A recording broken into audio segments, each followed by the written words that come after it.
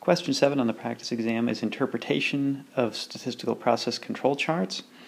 And so on the first part of this problem, we've got a list of possible answers here, and then some charts, and we need to interpret those and say what's going on in each of the charts. Alright, so in the first case here, well, let's just take a look at some of these.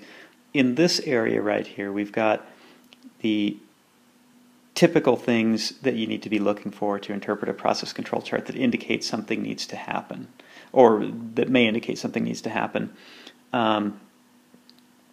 With this one right here,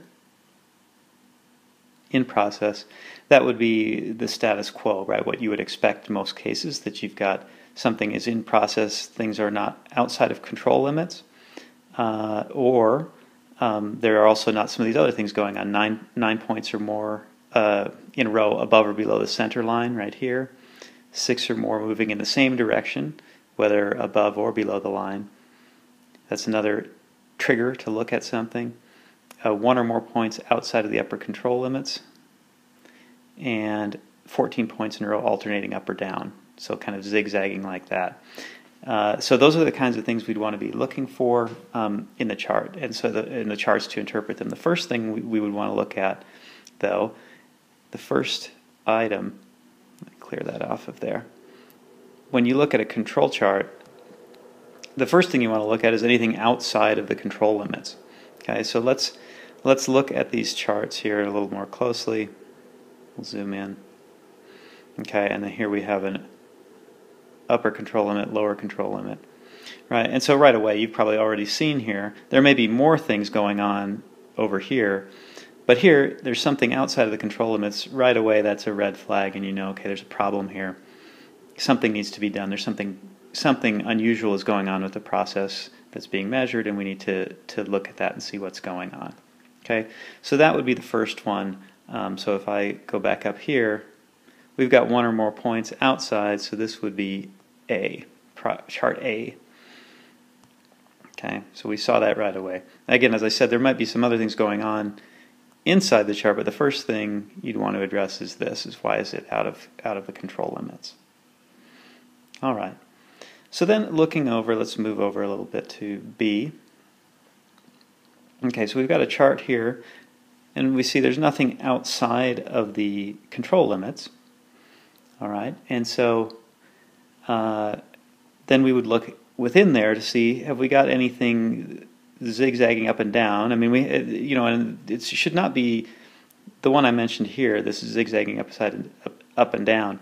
That's to be expected, right? Things will happen, but what they're talking about is alternating points. So not here where we've got a few above and then some below here and here, right? It's one after another. It would look like this, right? So that we don't have that going on here. We have some things that are above and below. We don't have the points. It doesn't look like we have 9 or more above or trending in any direction. So just looking at it at this level, I think we would say this appears to be a chart running within our expected control limits. So I would say that one is B. Excuse me, B is this one. In control process with common cause variation, right? There's variation as expected. Things are moving around, sometimes above, sometimes below, but not terribly concerning in any way that we would need to do anything.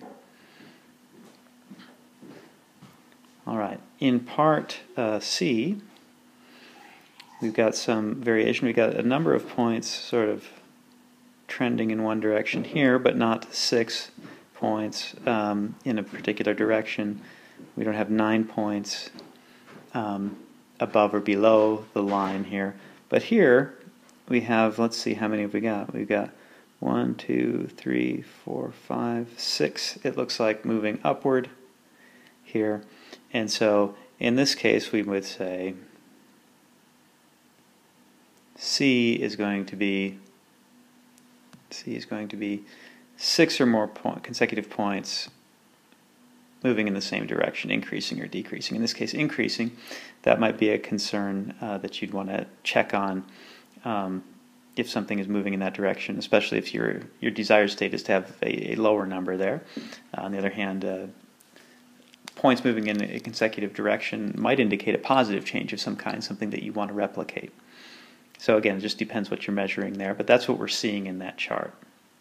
Now, if we look, that's the first part of the problem. The second part of the problem is then what do those things mean? So for part A, let me go back there for a second, or excuse me, chart A, this one, we said one or more points are outside of the upper or lower control limits. So when we see that, then what do we need to do? So these are, by the way, are the same charts duplicated that we just saw. This one, remember we said there's something outside of the control limits. So for that, we would say, okay, in this state then, we say it's out of control, action is required to bring the process back into control. So that's A, that's our interpretation of A.